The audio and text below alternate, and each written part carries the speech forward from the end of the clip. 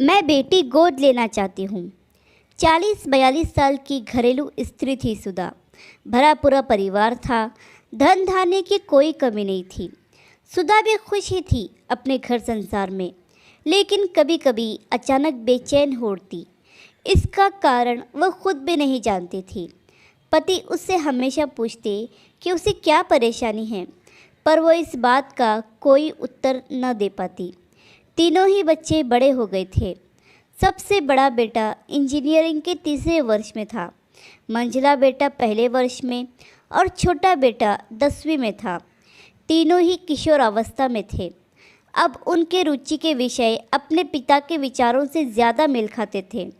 वे ज़्यादातर समय अपने पिता, टीवी और दोस्तों के साथ बिताते। सुधा चाहती थी कि उसके तीनों बेटे उसके साथ कुछ समय बिताएं, पर उनकी रुचियां कुछ अलग थीं। अब वे तीनों ही बच्चे नहीं रह गए थे। धीरे धीरे वे पुरुष बनते जा रहे थे। एक सुबह सुधा ने अपने पति से कहा, मेरी खुशी के लिए आप कुछ करेंगे? पति ने कहा, हाँ हाँ, क्यों नहीं, तुम कहो तो सही।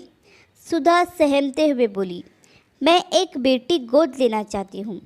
पति को आश्चर्य हुआ, पर सुधा ने कहा, सवाल जवाब मत करिएगा प्लीज़। तीनों बच्चों के सामने भी यही प्रस्ताव रखा गया।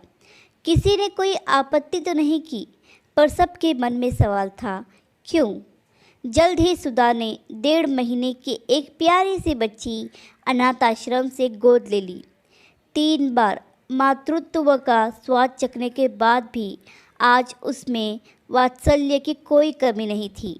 बच्चे के आने की खुशी में सुधा और उसके पति ने एक समारोह का आयोजन किया। सब मेहमानों को संबोधित करते हुए सुधा बोली, मैं आज अपने परिवार और पूरे समाज को क्यों का जवाब देना चाहती हूँ।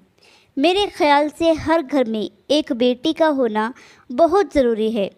बेटी के प्रेम और अपनेपन की आर्द्रता ही घर के सभी लोगों को एक दूसरे से बांधी रखती है। 3 बेटे होने के बावजूद मैं संतुष्ट नहीं थी। मैं समय की परछाई इनमें से किसी में भी नहीं ढूंढ पाती थी। बेटी शक्ति है, सृजन का स्रोत है।